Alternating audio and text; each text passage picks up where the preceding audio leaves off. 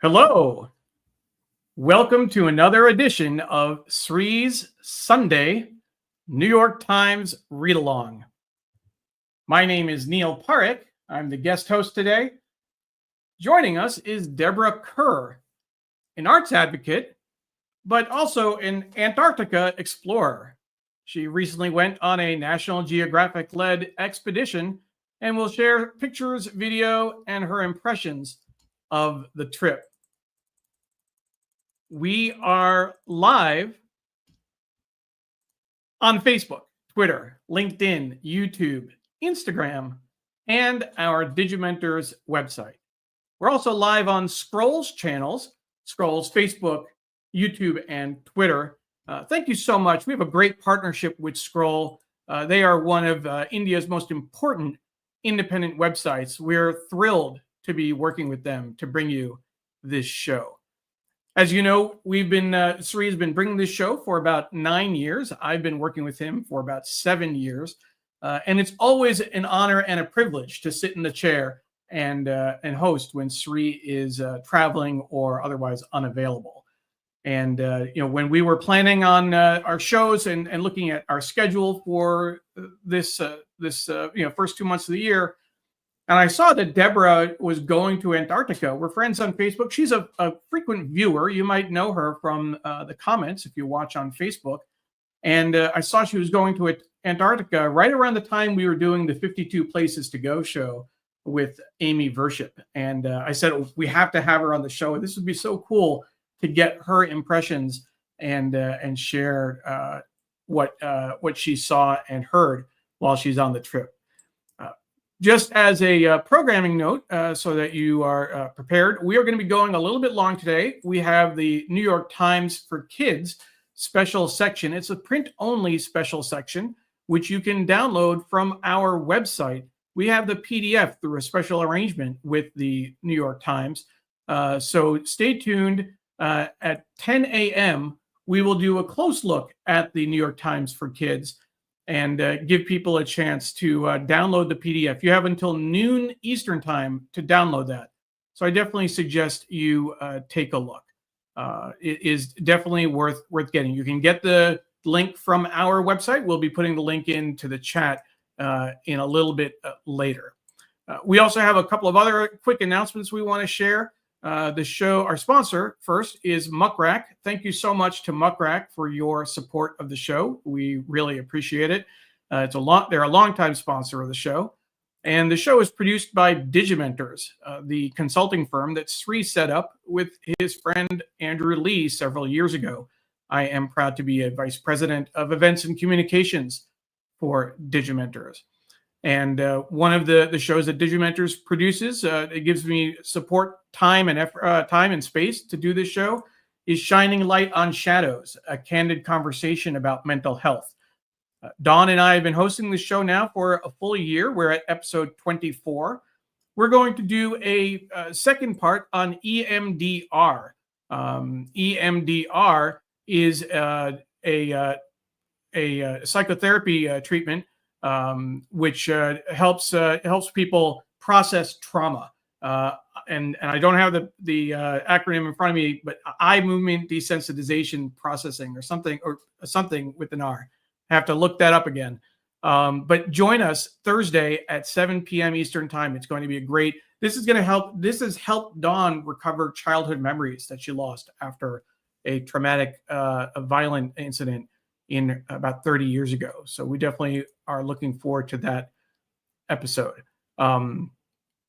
So we want to do a quick look at what's in the paper. We're going to welcome some folks who are watching, take a look at what's in the paper this week, and then bring on our guest, Deborah Kerr. Quick hellos. We have Shashi watching from the Washington, D.C. area. Shashi, thank you very much. Appreciate you joining. My mom is watching from Tampa, Florida, and I believe this is going to be her last show watching from Tampa. Mom, you're coming back home to New York next weekend, I believe, right? So hopefully you'll be able to watch next Sunday's show from Hastings-on-Hudson, New York. I'll do my wave. People are used to my wave. If you know, every week I try and say hi to my mom. If we don't get on the phone, we at least talk a little bit through this show.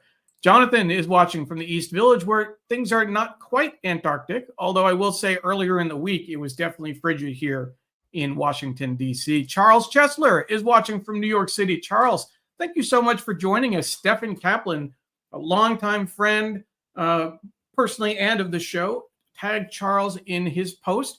And Charles was very enthusiastic about wanting to watch. I'm glad you were able to make it, Charles, and I'm glad we're now Facebook friends. Looking forward to seeing you on future shows. Doug Levy is saying good morning from Los Angeles, not Northern California, but Southern California. Thank you, Doug. Ken Fisher, good morning, friends and fiends alike from Iowa, where it might be a little bit more Antarctic-like than the East Coast. We'll have to get a weather report from Ken when he can. Diane is watching on Twitter. Good morning from South Jersey. Good morning, Diane. And Miss You Graham, also known as Patricia Freudenberg, is watching from New York. Thank you, Patricia. Naomi, trying to keep it together for the news in Brisk, Rhode Island. You'll see, there's some interesting things that Times is doing today about that. So we will take a look. Stefan did log in. I thought he wasn't able to make it, but good morning. Antarctica has always been a bucket list item. One day I'll make it happen for sure. And Stefan, I know when you do, your photos and video will be incredible from that trip. So looking forward to seeing that. So let's go ahead and take a quick look at what's in the paper. And then we will bring on our guest, Deborah Kerr. There is the paper right there. And we will move the mic so you can still hear me. The real quick walk through the paper so you can see what's going on. The lead story, and there's so much crazy stuff going on in Washington, D.C. right now. President oust top U.S. general. Let me mute that speaker. Sorry about that. There we go. President oust top U.S. general as part of purge. Trump attempting to root out what he sees as military's diversity focus. And if you can see, well, it's interesting. They mentioned that General Charles Brown left is going to be replaced by Dan Kane, retired Air Force Journal. But he also purged a top woman from the Navy, if I'm not mistaken. So the two people that were fired, a black man and a woman. Supporters of the alternative for Germany last week in Munich, a counterculture is forming around a party seen as a pariah. So the right is rising in Germany. Key to Trump's success, an act for habitual lying, unfettered by the truth, he tries to make his reality America's. German vote will resonate across Europe. That's what that story is about. Story back here, they escaped from mass shooting, but teacher never left students of room 1214. This is a story looking for there's no date line on it. And I can't tell where that story is written from. So we're going to have to take a look at that a little bit later. And joy at dictator's demise wanes, replaced by fear of Israeli raids. This is a Syria story. So that's what's on the front page for you. Here is the opinion section. And no, I'm not holding the paper upside down. This is the New World Order. Farewell to the alliances and ideals America has long held. Brett Stevens and Mr. M. Gessen on Trump's predatory presidency. But check this out, folks. This is what the Times did. And I was going to check with Wayne when I saw it this morning. Wayne Camadoy, art director. Tom Jolly, of course, print editor of the Times, close friends of the show. This does not look like a mistake because you do have this text in the right order, but this is upside down. So I know that one time I saw something that looked like wrapping paper in a Christmas issue, like a week before Christmas. I thought it was intentional. I thought it was brilliant, and apparently it was a mistake that that came out of the printing press. But I will look for confirmation that this is not a printer error, but this is in fact the world turned upside down, which is what they played. The British played in at Yorktown when they surrendered to George Washington. So check this out. This upside down eagle. This is really what the Sunday opinion looks like. Very, very interesting choice there. Let's look for confirmation. If folks have the newspaper locally, let me know if your Sunday opinion looks the same way. That'll help. New York Times for Kids at 10 o'clock, as I mentioned earlier, we'll be doing a special review of this print-only special section. You will be able to see it, get the PDF from our website. You can download it and until noon today. So you don't want to miss this. This the weird, wonderful science of sleep. Always love looking at the New York Times for Kids. Sunday Business, we have 3 parrots. Well, no, that's the article. 3 parrots, 1 shared wall, 2 ruptured lives, noise complaints. But the lead story is about as prices soar, coffee growers are worried. So if coffee growers are worried, does that mean coffee drinkers should be worried? It's the spring preview, arts and leisure. It looks to me like that's George Clooney. My wife and I were just talking about that last night. And that is George Clooney. He takes on Manhattan. He's doing a Broadway version of Good Night and Good Luck, which I remember watching on TV, the movie version of several years ago. So that should be interesting. Arts and leisure, plot twist, a new soap opera arrives. That's right. I've seen the ads for this, Beyond the Gates, which primarily focuses on an African-American family. So that's interesting. The New York Times Magazine, the Murdoch family plot, how years of drama and backstabbing culminated in a brazen succession scheme that threatens the future of Rupert's empire. Sunday Styles, who's allowed inside? What San Vicente West Village is opening its doors, catching the eye of New Yorkers who crave exclusivity. That's the lead story. The book review, Hopes and Failures. Bennett Pardon's Somewhere Toward Freedom tells the story of Sherman's march to the sea from the perspectives of the formerly enslaved. Very interesting. Very, very interesting. I know that Walter Grayson and Manisha Sinha, both former guests on the show, will be particularly interested in where this book is going. And there's also T Magazine, which we don't spend time on. This is focused on women's fashion. At some point, we should probably spend more time on T Magazine. But that's what we have for the paper today. We will get back to that in just a little bit after we talk about Antarctica. Here I am putting the paper back together, and we will get everything nice and tidy and come back so that we can have Deborah Kerr talk about her trip to Antarctica. We're definitely looking forward to this segment of the show. Again, Deborah Kerr is going to be joining us. She is an arts advocate, but more importantly, from our perspective, she is an Antarctic explorer. And let's bring on Deborah Kerr. Hey, good morning from sunny Deborah. Fort Lauderdale. Sunny Fort Lauderdale, which now it's a little warmer than it was down in Antarctica, right?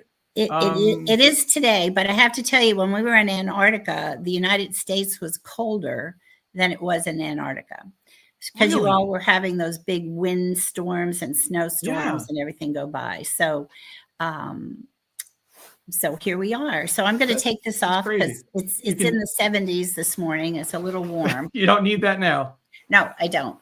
But thank you for having me on. I always enjoy the read along, and I was thrilled when you asked me to participate. My husband and I were passengers on the Endurance through Lindblad, and we had about 2 years ago, we had decided to take this trip. He retired from owning his own business February of 23, and my milestone birthday was just this year. So we thought, why not Antarctica? So it was another continent to put our feet on. So we were thrilled to go. That's great. That's great. So before we get going, let's ask you on, Sunday mornings, we're live at 8:30 a.m. First of all, you're a very loyal and longtime viewer. Thank you. Always appreciate when people watch, put comments in, engage, and certainly share their perspectives. But what do you, if you're not watching the read along, what do you usually do on a Sunday morning? Well, we have a little coffee group that meets at the beach and in Fort Lauderdale. So I'm usually having a cup of coffee with some friends or snapping pictures of the sunrise. So that's about my morning. But I always try to tune into the read along no matter where I am. Actually, I did tune in when we were in Antarctica, but it was right before our lunch, so I didn't get much in. But thank you for doing that. We certainly appreciate it. It's always great to have guests on the show who are familiar with kind of what we do and is a familiar name to folks. Most folks will know you from the comments in Facebook, and people are saying hello. So this is Helen Diesendorf is saying hello, Deborah, from watching on YouTube. Is Helen a friend of yours? Helen sure is. She's my neighbor in Asheville, North Carolina. So I'm glad you were able to connect with us today, Helen. That's great. And you mentioned Asheville. Did you used to live in Asheville and you moved to Fort Lauderdale? No. Or you just go back to Asheville a lot? What's your connection? Yeah, my husband's family has owned this 1927 home since the 30s. So it's only had 2 owners, and so we share it as a family. It's just south of Asheville, which, as you know, has gone through a terrible recovery from Hurricane Helene, and it's going to take years to get everything back up. The 2 rivers, the Swannanoa and the French Broad, both crested about 30 feet, which you can imagine most things were at street level, so they got wiped out. But there's a big recovery issue. The artists and the hospitality industry has really been doing a great job trying to get back up and running. So we're very proud of that. We will be getting back up there later this year. So we look forward to see what happens. Okay. But if anybody's ever been on the Blue Ridge Parkway, that's pretty much shut down because of the devastation from Virginia all the way down to North Carolina. So that's going to take a while. I didn't realize the whole highway was shut down. I've actually been on the Blue Ridge Parkway, and I've actually been to Asheville as well. A colleague of mine from United Way lived there, and I went there after a conference for a few days. So I certainly, empathized when the devastation, when the hurricane hit, and saw how bad it was. Let's a few other folks. Ken Fisher is saying welcome to you, and thanks for doing the gig. Patricia Freudenberg is saying hello to you as well. And then another a new name for me, at least. Maybe they haven't commented before, but Jasmine Manuel Medina, Chad Bagley, and we are so proud of you guys. I just might come by to help. The crossing is there at the tent. Crossing is the church we attend, a block away from the house. Is this? I'm actually not familiar with it, but not familiar. No, but a lot of churches have really stepped up and helped with the recovery process. Okay. And also the Amish brought all kinds of materials and set up like 64 little mini houses for people to live in that were displaced from the Hurricane Helene. So it's a big community effort. My mom is saying hi and hey, acknowledging you as a read-along friend. So you get to call her mom now as well. Okay, Mom. And Jay Mundell, old friend of mine, going back, oh my God, a friend of our families, going back probably 40 years. I remember from when I was in even middle school, probably. And I know my mom knows him very well. He's very close with Sri as well. And he's watching from Kolkata, India. Jay, thank you so much for joining. I can't remember. It may have been a while since you've watched or since you've commented. Thank you for joining us. I saw your comment on Sri's post that you were looking forward to this conversation. So let's go ahead and jump into the conversation.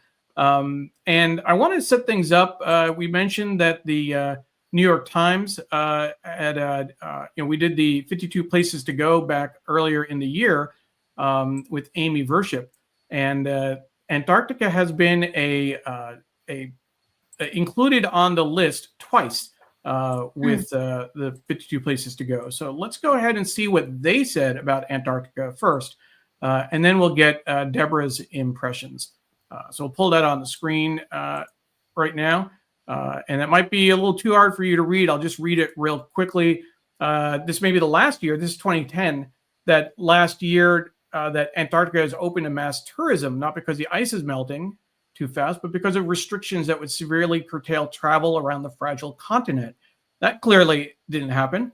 Until recently, most vessels passing through were limited to scientific expeditions, but an exploding number of tourists now flock to the world's last great wilderness.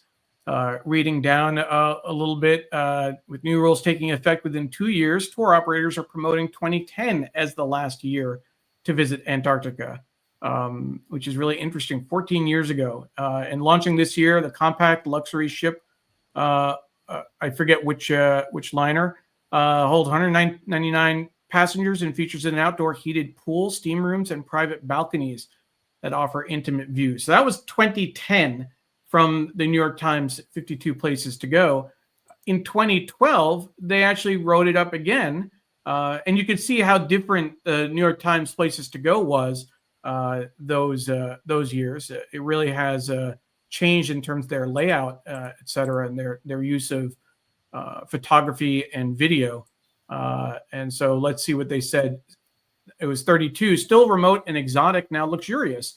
100 years ago, the race to the South Pole held the world in thrall. Poor Robert Falcon Scott lost the title as the first man there by a month, and died on his way back. The 100-year anniversary of the arrival of those rugged explorers is a reminder of our continued fascination.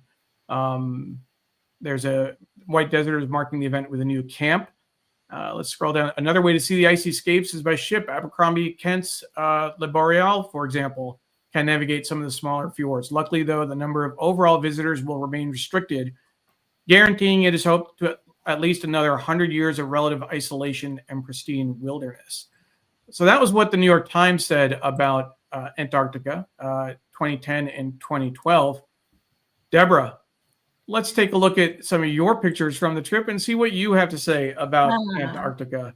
First of all, who is this incredibly handsome gentleman to your left? Oh, that's my wonderful husband, Lay Kerr. He's an adventurer like myself, and he grew up here in Fort Lauderdale. He was actually born in Fort Lauderdale. His grandfather was a second surgeon in town in 1925. So our roots are pretty deep here. I grew up in eastern Pennsylvania, outside of Allentown, Pennsylvania. Yeah, so we had a great time. Like I said earlier, he retired from his business he had for 42 years, and so now we're just off exploring. So let's dive into Antarctica.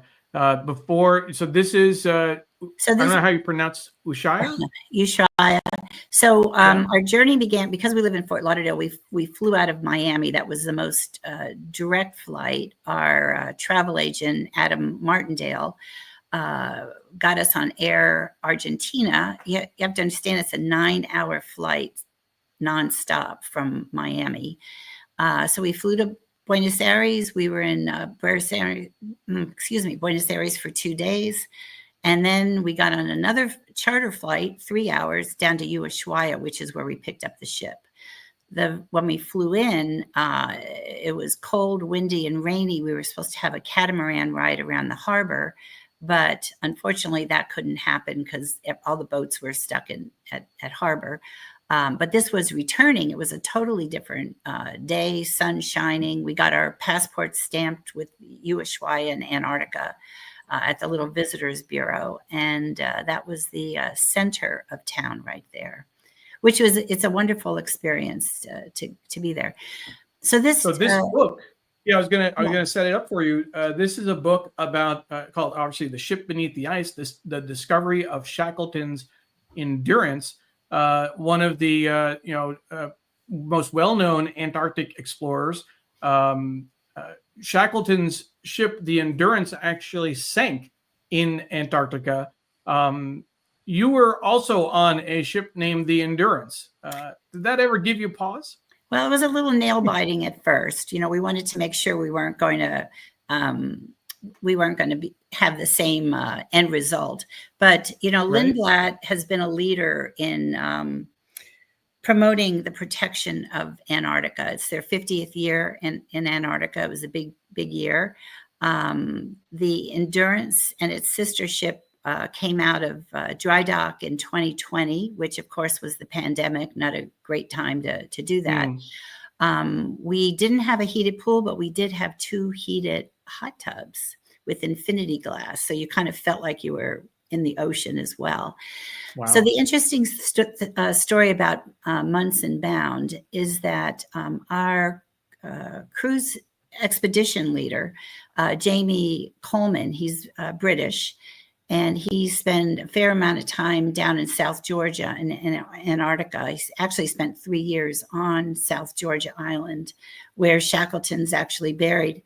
And he knew of Munson and that we were going to be putting into Port Stanley, which is the capital of the Falklands. So he wrote him a letter and said we'd be in port on a certain day, and would he and his wife like to join us on board? And they did. And he gave a review of his book, which is pretty fascinating. Haven't read the whole book yet, but he sold a lot of books that day. In fact, they had to send somebody back in a Zodiac to pick up more books and bring them back on the ship. But the interesting thing about him, this was his 3rd expedition in trying to find the Endurance. On the 2nd expedition, he lost $10 million worth of equipment. Wow. So his investors called him back to the UK. And of course, you can imagine the traumatic, what was going through his mind when he was flying back to the UK. You know, how was he going to pay for this? What was he going to do? And much to his surprise, they sent him back for a 3rd expedition. And the weather was really bad. They had a wonderful ship, expedition ship, but the weather was really bad. And on the 10th day, the last day, the person running the cameras said, there it is. It was exactly where Shackleton said it had gone down. It hadn't moved an inch, and they were able to find it on the last day of the trip. So that's what the book is about. And I encourage you to get it. It's available on many platforms, and it'll be an interesting read if you have any interest in going to Antarctica or just knowing more about Shackleton. Sure. We have a couple other people who've joined us. Manuel is watching and gave us a couple of claps. So thank you, Manuel. Thank you. And our good friend Rose Horowitz is watching from Connecticut. Thank you, Rose. We'll start with the first question, which may be a kind of a what we'll just put it out there. It's a bit of a softball. Patricia is asking. Sorry, would you ever want to go back to Antarctica, or is it a one and done type of visit? We'll let you answer that. Well, I'd love to go back. I mean, even though we were on the ship for 22 days, we were gone for almost a month. There's still so much to see and explore and to experience. So yes, I would go back. It's not an inexpensive trip, so the resources would have to be there. But I encourage you, Patricia, to check it out. Lindblad's a wonderful company to be involved in. And I'm glad you have an interest. I was wondering, do you know how Antarctica got its name? I do not actually. Well, we would love to hear that. It's the opposite of Arctic, Antarctica. Yeah. So that's how it got its name. It's the southern pole. Arctic. It's not because it's not the uncle of the Arctic, right? It's the aunt of the. I suppose that's very witty of you, Neil. Very witty. Yeah. So, and also it might interest you to know that it's the driest, windiest, coldest, and iciest of all the continents. Okay. And we experienced all of that, and we experienced snow there as well. So that was pretty interesting. Helen has a question. Were you able to see the ship yourself? I'm not sure. The Endurance. Did they have any kind of like video, or did they give you any kind of a look? It's well below the surface, right? Yes. Now, what we had was the ship is equipped with a really wonderful. They call it the ice lounge.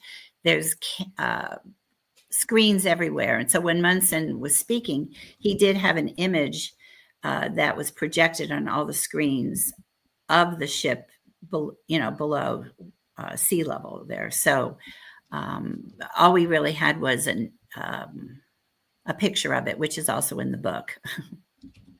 Got it. That's great. That's great.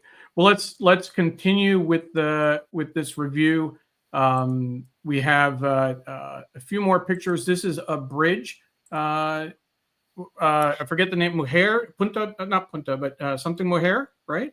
So this is Women's Bridge.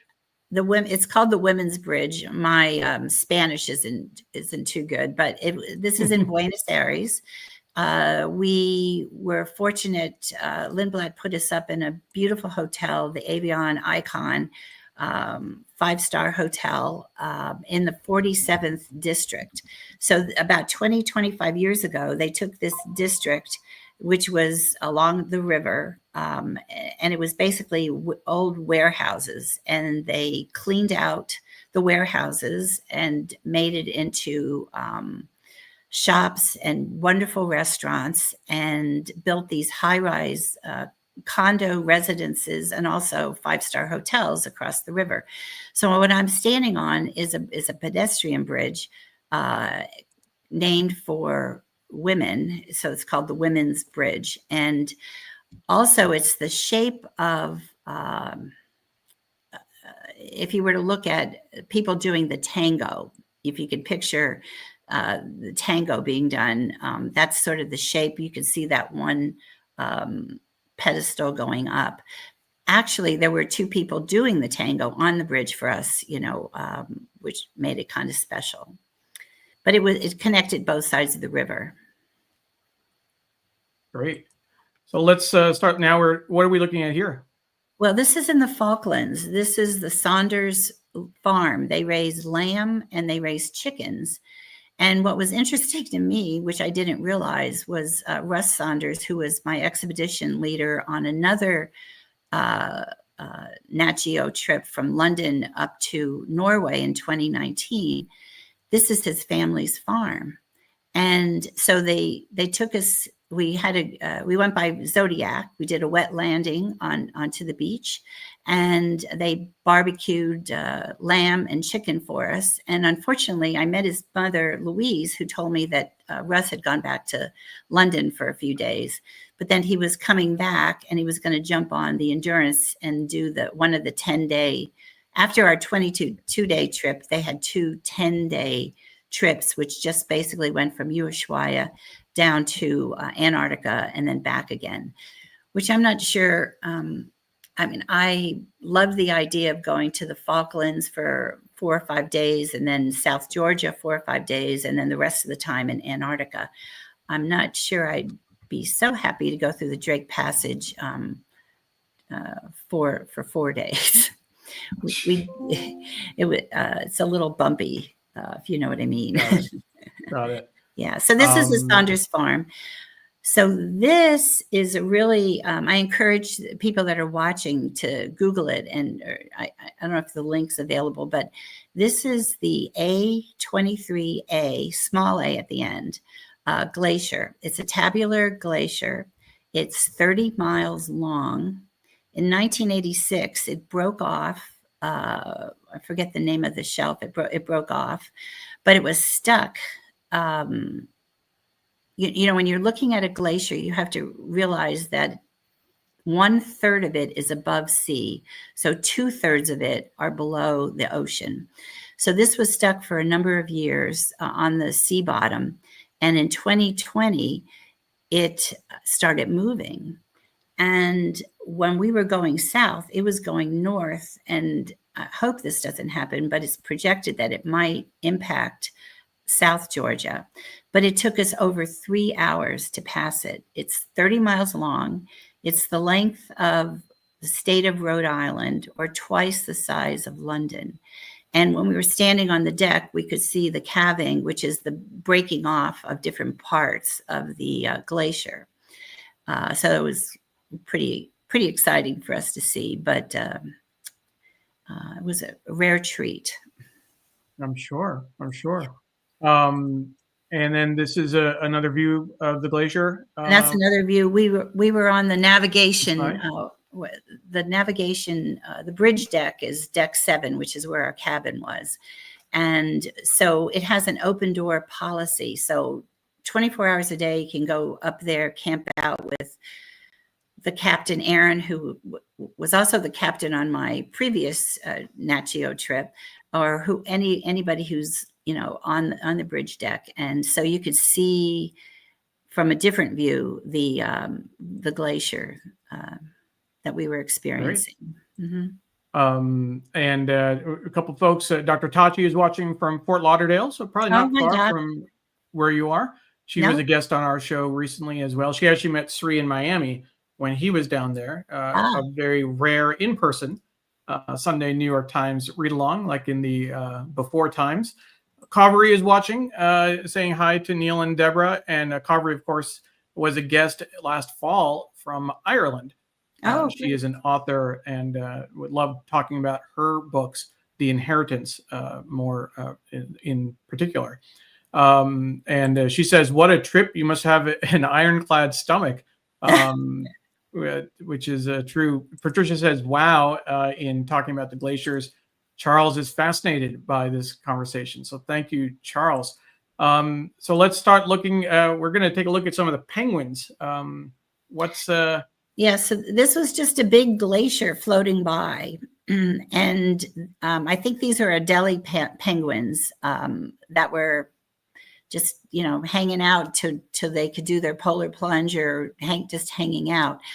Yeah. What I wanted to just explain too is that originally we thought we were going to go from Ushuaia down to Antarctica and then come back around to South Georgia and the Falklands. And I'm really glad we didn't do that because if you look at Antarctica, the way it was explained to us, if you take your fist and you look at Antarctica, the water and the wind go clockwise. So if we had gone down to Antarctica through the Drake Passage first, we would have been bucking the wind and the rain and the ocean. So going clockwise to the Falklands, South Georgia, and Antarctica, we had a smoother ride. And actually, we were surprised. Actually, 2 days, people that wanted to go out kayaking were actually able to get out and kayak because it was calm enough. Wow! This is the igloo. Right? This is the gem of the trip. So there were 2 igloos. Each one had an outdoor hot tub that I talked about earlier. So this had a bed with a down comforter, had to be about 6 inches or more thick.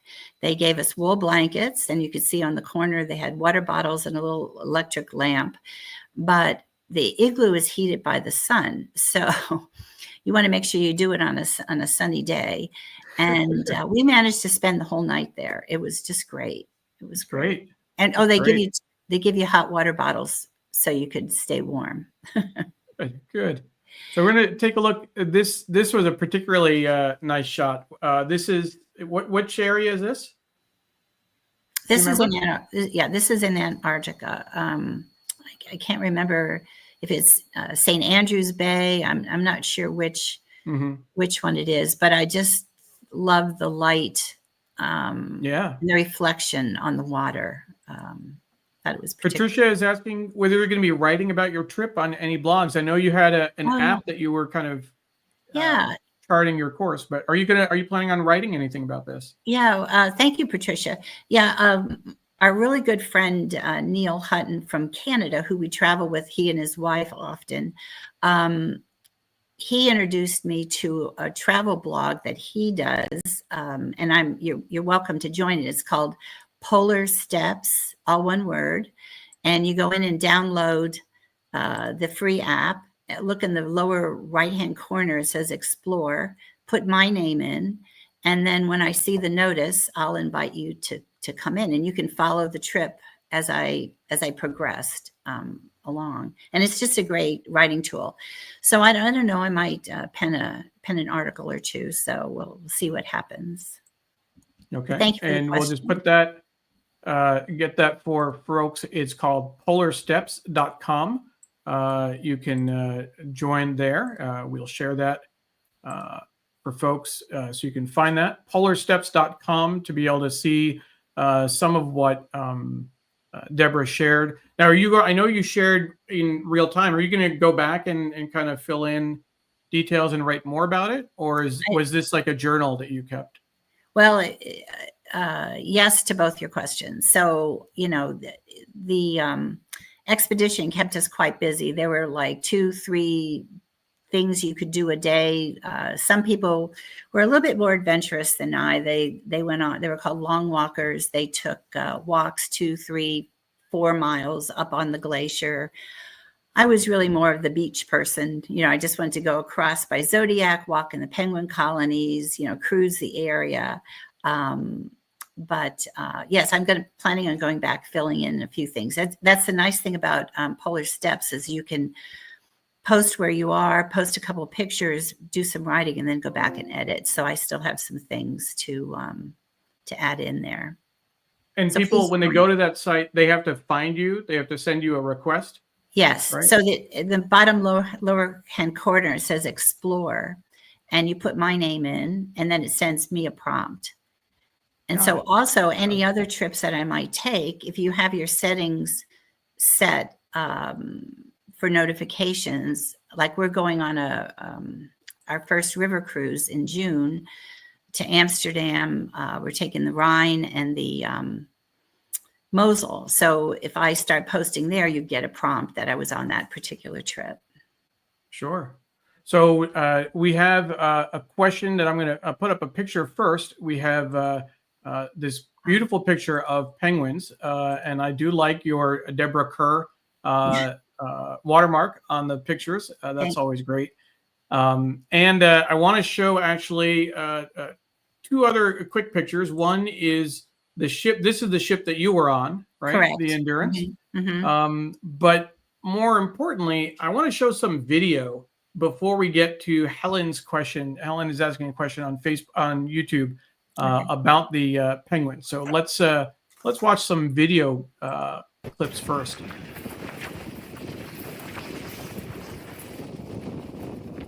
So this is the first clip you had of penguins, which I just think is fascinating. Then you get this one guy kind of wandering off by, I guess there are other penguins down there. And Deborah's question was, can you tell us more about the penguin colonies? So sure. What can you tell us about the penguin colonies? Well, that's always the highlight of the trip, isn't it? Right. So that was on South Georgia. We were taken ashore by Zodiac. It was another wet landing. They're everywhere. Like that particular colony had 150 pair of birds, penguins, who do not fly, by the way. But unfortunately, when they did the count about 2 or 3 years ago, there were twice that many penguins on that particular colony. So the environment has really impacted the breeding and just the survival of the penguins. Those were actually king penguins, and we saw all the penguins. There's 8 on Antarctica. We saw evidence of 7 of the 8. The only ones we didn't see were the emperor, and the emperor is the tallest penguin. And there's penguins in South Africa as well. Those are the smallest of the penguins, and in Australia as well. There's penguin colonies. So when you walk in the colony, the naturalists go ahead and they put down cones of where you can walk, so you're not like impacting their process, because they're all either incubating their eggs or they're working with their little fledglings. Those are the ones that have the little, dark fur coats on. But in that clip, you might have noticed the pink on the surface, and that's actually because their food source is krill, and krill is a shrimp-like little organism, and when they poop, it comes out pink like shrimp, and it has a little bit of an odor. It's not so awful, but so they were having a big buffet, I'm guessing, on on their krill. Unfortunately, they're doing krill fishing in the Southern Ocean, which is taking away from this food source for the penguins and the whales and everything, sea lions. So this is another tabular glacier that we passed one morning. You could see it at sunrise. My daughter, Nicole, who lives in Los Angeles with her husband, she kept saying, well, didn't you see any sunrises? And I said, well, I've not been up that early. But I happened to get up that early this morning, and I got this shot and a couple other really good sunrise shots. So what about, and you would have seen sunsets as well, I assume, right? Well, depending on where you were? I would have, but I think we were all having cocktails in the, in the lounge or eating dinner. But so sunrises were more, and when I say that, they always had at 6 o'clock, you met for cocktails, and then 2 or 3 of the naturalists and guys would talk about their expertise. And then 6:30, Jamie or one of the expedition leaders would come on and tell us what we were doing the next day. And then it would be dinner time at 7. Got it. This was in Antarctica during the day, of course, and we were floating through an iceberg field. And, you know, the one thing about the ship is that they have an iceberg spotter, and he was just a really nice gentleman. And he would take the 12 o'clock to, I think, 6 o'clock shift looking for icebergs, so we wouldn't necessarily run into the tabular one that we just had a look-see at. And his nickname was Boom Boom, and they called him that. And I experienced it one night because I was awake and I kept hearing boom, boom, boom. So we were hitting these icebergs that we couldn't get out of the way from, but they weren't going to damage the ship or anything. And anyway, so that's just a little something about that. That's great. Yeah. We have our friend, so several comments. Carvery said these are fab pictures and video, of course. And my mom said this is a very interesting journey. On Twitter, our friend Anita Joe said that she had just read a short story in Scholastic about Shackleton's journey with her students. So we have a number of people who are connecting with this trip. Again, our guest is Deborah Kerr. She recently went on a National Geographic-led expedition to Antarctica, and she's sharing some of her pictures, video, and impressions. This is a leopard seal. Correct. Turn the volume on for this one, and watch this. Okay, show us your teeth from afar. But didn't work, huh? He wasn't understand? interested. He wasn't interested. He was fat and happy and just enjoying that.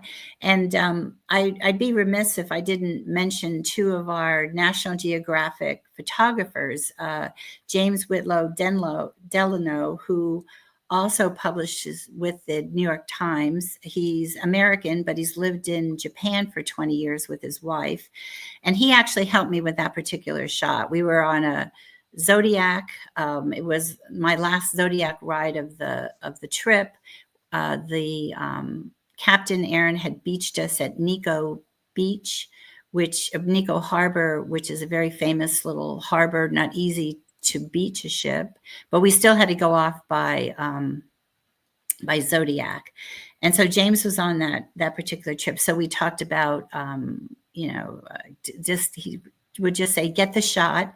And then in production afterwards, you can adjust the lighting or the setting or crop it or do whatever. And the other was Sean Nielsen, who's based in Alaska, in Glacier Bay and Juneau, depending on what time of year it was for his kids.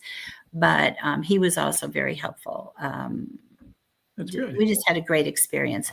But it was fun to see that leopard seal because it was the first one I ever experienced. You could see that's the bottom of the boat, right? Well, there were only 6 of us. It'll hold, I think, 8 or 10 people. But that time there were only 6 of us, including Dr. Jerry from North Carolina and his wife, Marcy. They were on that trip. And unfortunately, I got to know Dr. Jerry and his nurse, Mary, who was from the Philippines. I had picked up a respiratory situation for a couple of days. Oh, no. So I was, we visited often that few days. But anyway. Sorry to hear that. Yeah, me too. So this is an Adelie penguins. There was a whole series of waterfalls along this bank, and it might be a little hard to see, but they were all nesting almost all the way up to that ice shelf down there. And that was another trip that we took one day. That's great. And just a quick note, if folks want to be added to our mailing list, send me an email, neil@digimentors.group, neil@digimentors.group, and I'd be happy to add you. Hey, this fellas. is probably my favorite clip that you sent. Thank you. Just penguins going for a swim, right? It's called a polar plunge, and they both did it. And I had every anticipation of doing the polar plunge myself, but unfortunately, I was not well that day. And Dr. Jerry and I decided maybe 30-degree water wasn't the best thing for me. So maybe not.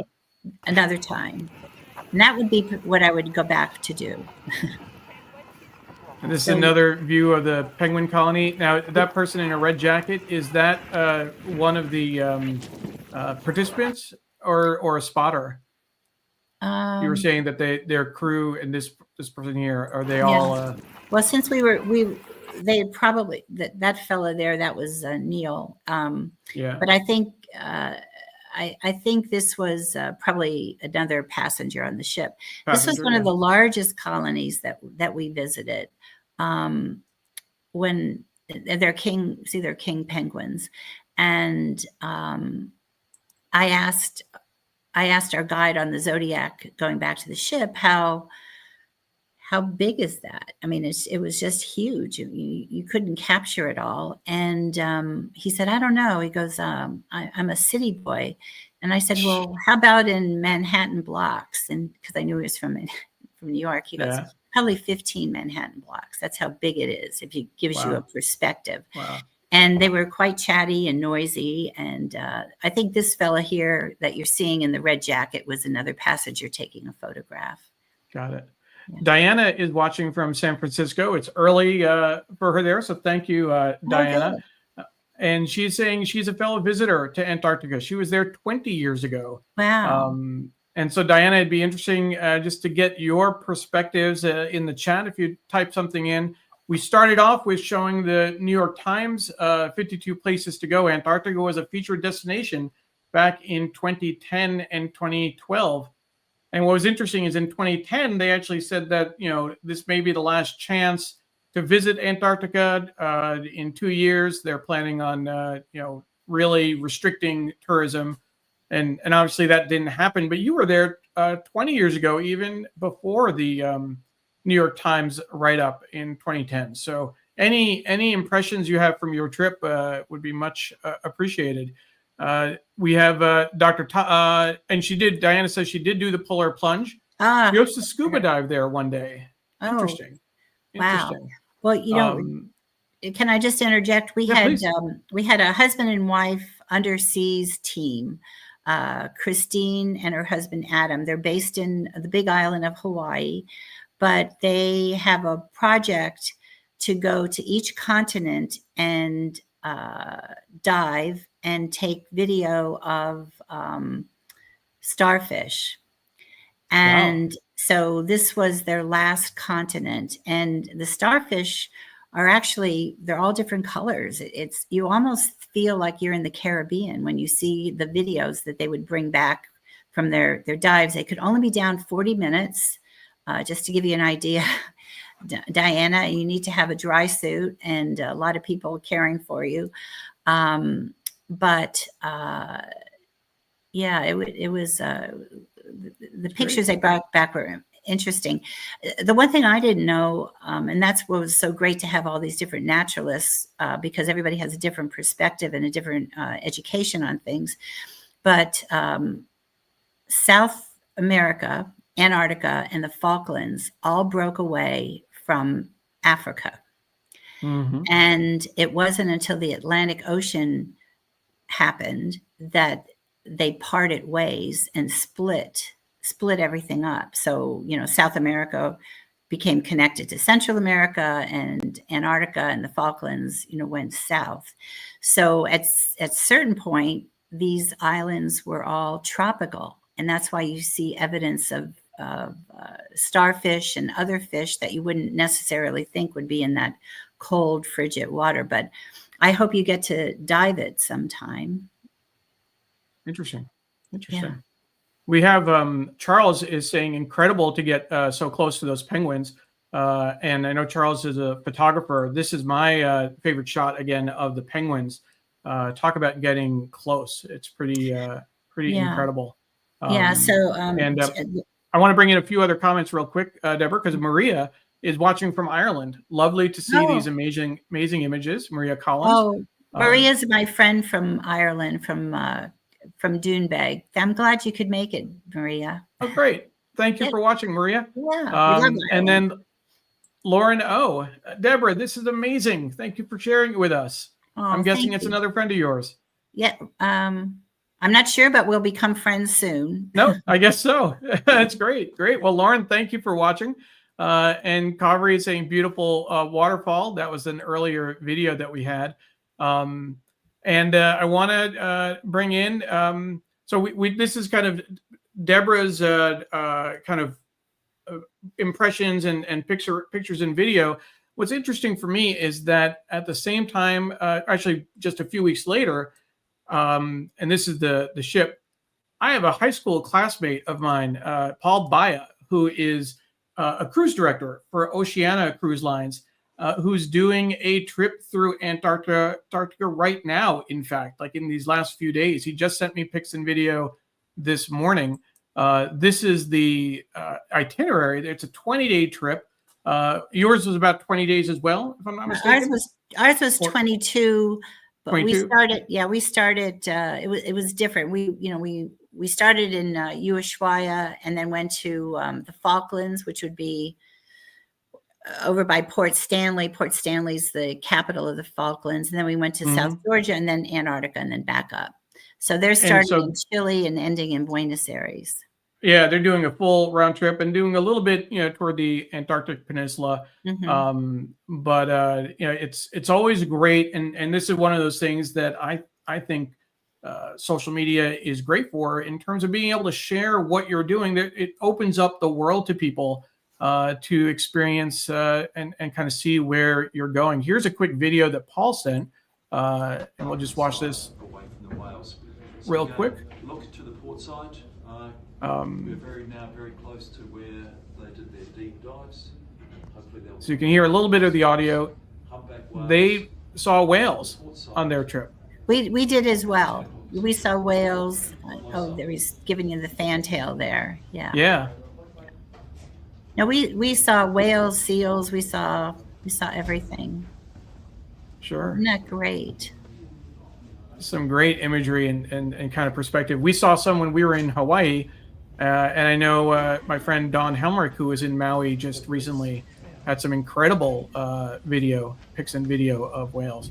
But this is just another a different perspective on that trip. So again, our guest is Deborah Kerr. We're talking about her trip to Antarctica. If you have questions, let us know. Brazilian Voices is watching on YouTube. Amazing pictures and video. We're so happy you're sharing it with us. Lauren, Beatrice, and Vivi. They're a wonderful group of Brazilian voices. They're based here in Broward County. I was appointed to our Broward Cultural Council for 13 years. We overlooked grants, and this is one of the groups that I'm particularly fond of. In fact, we got them the proclamation from Broward County on my daughter's birthday, which is September 15th. And they were so cute. We called her up and they serenaded her in Los Angeles. Oh, wow. Yeah. Great. I wanted to just interject something about the going in the colonies. Yeah, sure. So we did see evidence of bird flu.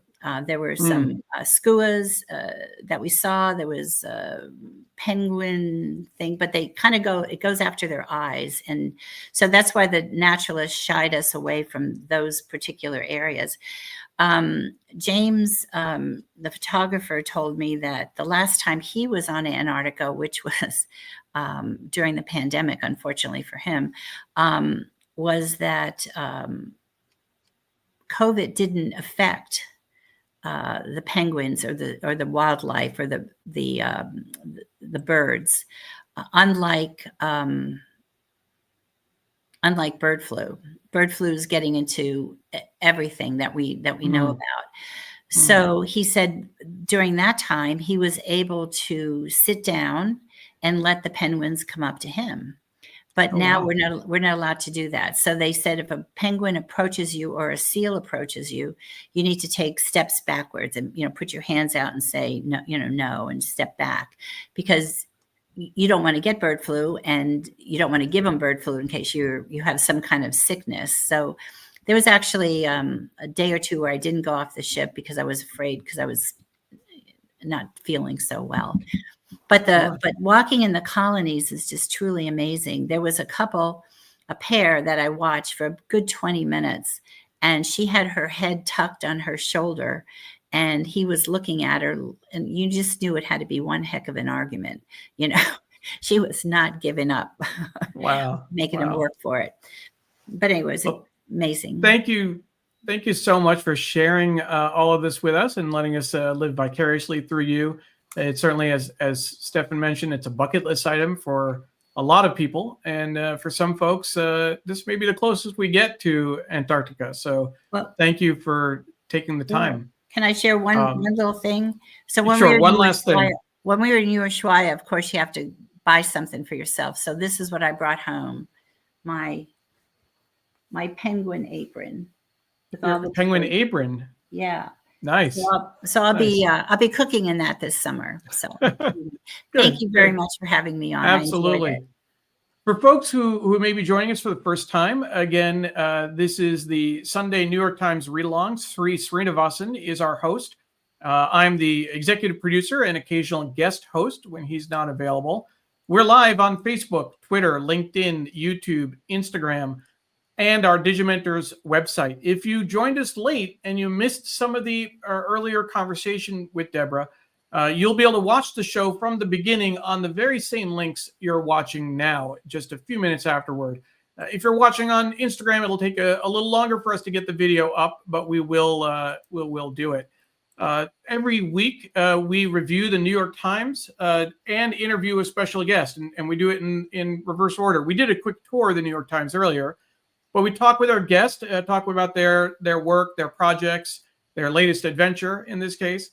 And then we spend the rest of the show reviewing the print edition of the New York Times, looking at the week's news and having our guests offer any comments they might have. Next week, we have another show coming up. Our guest will be Professor Joseph Mbele. He is at in the English department at St. Olaf College. I shortened the description to say cultural translator. I don't know if that even does it justice. He's from an academic perspective, he focuses on post-colonial literature, folklores particularly. But what I think is fascinating is the way he describes it, he helps explain Africa to American visitors, businessmen, tourists, government officials, etc. And he explains America to Africans who either are living here or planning on coming here. So we're going to have a fascinating discussion with him next week, March 2nd. Hopefully you can join us. But for now, we're going to switch gears and talk about this week's paper. Before letting Dr. Tachi get in a word, that this was an incredible sight when we were talking about the penguins. Charles says bucket list for sure, and that was an incredible conversation. So thank you, Dr. Tachi, and hopefully you'll stay for the newspaper. Again, as a reminder for folks, we have the New York Times for Kids in this week's special section. And what's, through a special arrangement with the New York Times, we are able to offer the PDF of the New York Times for Kids from our website until noon Eastern time, today. So run, don't walk to get that PDF before we have to take it down. It's an incredible benefit that we're able to offer. Thank you to our friends at the New York Times for letting us do this. It's a great piece, particularly if you have young kids in your life, children, nieces, nephews, grandchildren, etc. They will definitely want to take a look. So download that PDF, and we at 10 o'clock we will do a special review of the New York Times for Kids, a deep dive, if you will. So with that, let's go ahead and switch to the New York Times. Deborah, I'm going to put you on full screen for just a moment while we switch cameras, and you're going to show us that. Is that a little zodiac that you? That's our zodiac. This is the soap dish they give you in the cabin. So I brought mine home. Yeah, nice. Home. And of course, Lindblad, like so many of the other ships, are all environmentally safe. So this is my water bottle, also, that we filled up regularly with water. That's great. All right, let's get the New York Times in, and we will switch the layout. Now, if you see an article that I'm jumping over that you'd rather we spend a little time on, please do not hesitate. Okay. Tell me to go back and check it out. We looked at the front page earlier. The key story, President oust top U.S. general as part of purge. Trump attempting to root out what he sees as the military's diversity focus, which is a continuation of what we've seen. So let's take a look at what's inside the A-book today. And we'll turn the page here. Not always easy to do it one-handed, but sometimes the paper sticks. Let's see here. I want to get back to A2 and A3. I particularly like A2 and A3. We had Megan DiTrolio on about 2 years ago when they redesigned A2 and A3. The story behind the story, The Young Voices Shaping New Sonic Futures, a project from T Magazine, highlights a group of female artists who are reinventing R&B. We looked at T Magazine, at least the cover earlier, and this is the story behind the story there. The Dateline, where Times journalists are reporting from around the world. This just highlights a few of the places: San Francisco, Panama City, Cambodia, and Camp Foster, Japan, to give you an idea. Found in the files, an artifact from the morgue, the Times' clipping library. This is always an interesting look. John Otis wrote this piece. Arthur Felig, the prolific photographer, better known as Ouija, I guess, was highly regarded for his gritty street tableaus. He began working as a freelance news photographer in the 30s. There's just one of his photos. Here's an interesting explainer article, helper article that they do. What you need to know before you start therapy. Interesting. Therapy can be helpful and even life-changing, but its success largely depends on your relationship with your therapist and the quality of your communication. I asked several therapists to share what they wished clients knew before their first session. Very interesting. As folks know, if you've been a regular viewer of the show, you know that I host a show 2 Thursdays a month, the second and fourth Thursdays, called Shining Light on Shadows. It's a candid conversation about mental health, and we're on episode 24. We've been doing it for about a year, Dawn Helmrich and I, and it's Digimentors gives me the time and resources to produce the show, which I'm very grateful for. We're going to focus on EMDR, which is a way of helping people deal with traumatic incidents. And I want to get the acronym for EMDR: eye movement desensitization and reprocessing. a psychotherapy that helps people process traumatic memories and heal from trauma. So you can find more information about that on my website, neilparekh.org, Shining Light on Shadows. And I'll run that ticker for you so you can see that. Give me one moment to put that on the screen. And there we go. So we'll run that just for a moment. Find that on my website. So the international story: one lake, jet skis in Rwanda, bodies ashore in Congo. That's interesting. Near the Rwanda-Congo border this month from above, the public beach visited on weekends by many Goma residents. People from a displaced persons camp north of Goma returning home after the city fell into M23 control. The tale of two sides of the lake. Let's see, what else do we have in the front section? Go ahead, Deborah. Well, I was just going to say this ad is very important. Yes. Based on the times that we're going with. I'm glad to see corporations speaking out for what they've done to make America, build America. My mother's mother was a member of the women's ladies garment district. She was a union. She was a member from the start and worked. She made beautiful clothes for my mother, my aunts, everybody, and so I'm glad to see that people are starting to speak out. That's great. And as we're taking that pause, I want to bring in Diana's comment, going back to our Antarctica discussion. My husband and I had the privilege of sitting together on land, and the penguin colony just absorbed us. Wow. One tried to take my valuable glove. We sat with them for more than half a day and was one of the most incredible moments in my life. The other folks in our on our platoons were a film crew that went on a hike. We were alone with the penguins. That's incredible, Diana. Yeah. What year would that have been, Diana? She said 20 years ago. So 20 years 2005. ago. Yeah. It's a long big time difference. ago. Yeah. And Jay says, great show, Neil. Thanks to Deborah for sharing her experiences in Antarctica. Jay is a master photographer. Thank you. So if he was impressed, that's a big deal. Oh, thank you, Jay. Thank you, Jay. And then Calvary says, we ignore bird flu at our peril. Paula Kiger, a longtime producer of the show, is watching. I didn't know you were in DC, Paula. Yeah. Welcome to town. Thank Paula. you for checking in. And Stefan is commenting on that street photographer we're talking about, Ouija, if I'm pronouncing that right. I have many of his photography books of his work. Thank you, Stefan, for chiming in there. So let's go on with the rest of the paper. And I'm glad you pointed out the ad. We actually do point out full page ads when we see them, when we think they're worth commenting on. The provocative youth driving Germany's far right. So this is a nice full page article, several color photographs, definitely gets your attention.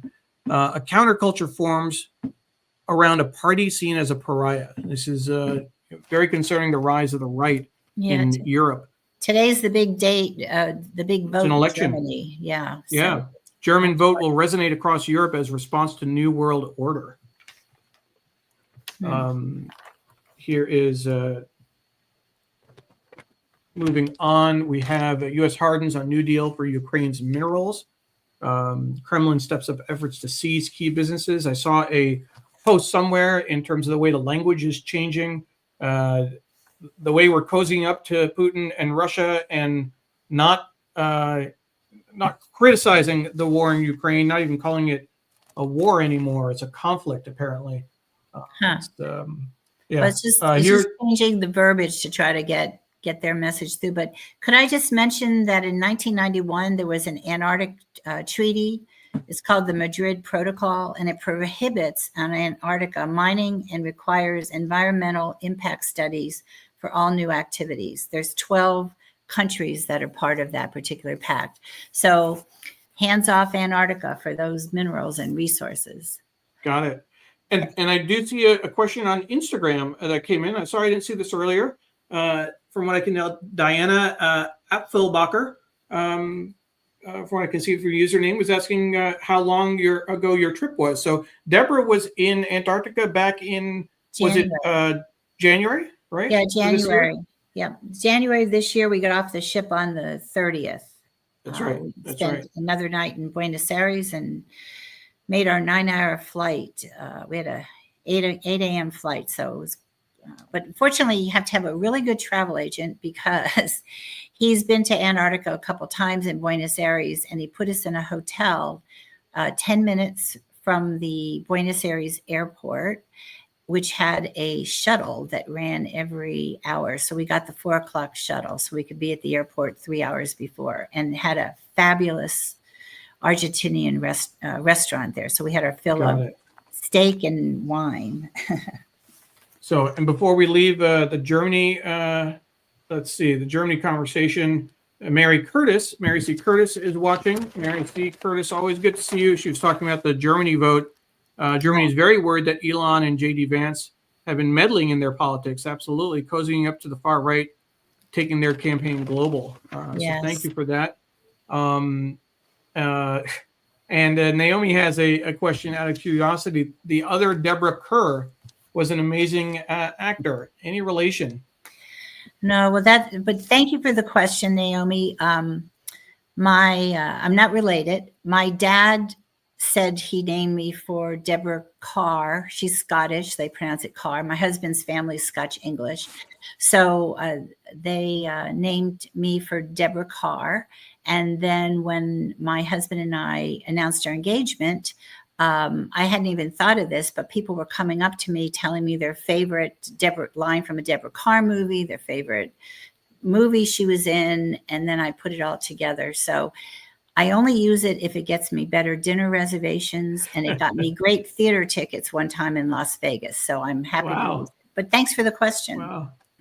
This article, I want to heads up, if you haven't seen the news, apparently Pope Francis is in very ill health. And this is an article about how he put the church above his health. The latest was that he had suffered a respiratory crisis over the weekend. So we will send our prayers. Could I interject a little something Please. there? When we were in Buenos Aires, that's he was from Buenos Aires. He ministered to the poor there. And when we were going on our little tour, we did go to see Eva Perón's resting place, her in this beautiful cemetery that reminded me of being in New Orleans. But we passed by the cathedral in Buenos Aires, and then across the street was the residence where, when he visits or people from the Vatican visit, they stay there. So. Yeah, that was pretty interesting. And there's only 40% of people in Argentina that practice any kind of religion. Interesting. So a lot of international coverage today. This was about Syria on the left. This is about the hostage swaps in Israel, which was terrible news this week, where they returned the remains of several hostages, and then they thought they were part of a family, but they weren't. Just terrible news coming out of Israel over the last few days. This is 80 years ago. This is the anniversary of looks like Iwo Jima, February 23rd, 1945. The very famous planting of the flag and the photograph. So on a barren hellscape 80 years ago today, caged combat. Some great history from the New York Times here. And archaeologists find a Pharaoh's tomb. The image released by Egypt's Ministry of Antiquities and Tourism shows the entrance to the tomb of Thutmose II. We haven't heard about new tombs in a while out of Egypt. The national section, pennies. Does it make sense to stop minting pennies? I think we've heard about that for a while. I think Donald Trump tried to declare an end to pennies. The pull quote, "If you get rid of the penny, it will increase the amount of nickels. And you lose more on a nickel than you do on a penny." Interesting. Yeah, I've actually gone to my bank and gotten a couple rolls of pennies just so I'm prepared. Just to keep them in the flow of things. Here's an interesting card. This is a card available in 19 languages. Small red card listing immigrants' legal rights sees surge in demand. The card's available in 19 languages were the idea of a lawyer in 2006 after a spate of immigration raids at workplaces. And in the face of all this, the anti LGBTQ policy and pronouncements coming out of DC, survey finds rapid increase in U.S. adults identifying as LGBTQ.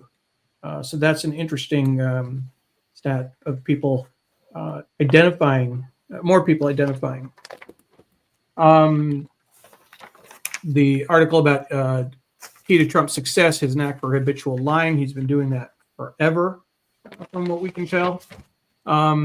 On this page, this is a feature the New York Times has started a few weeks ago, The Week in Trump, the only way to try and keep up with what's going on. And this is just the past week, folks.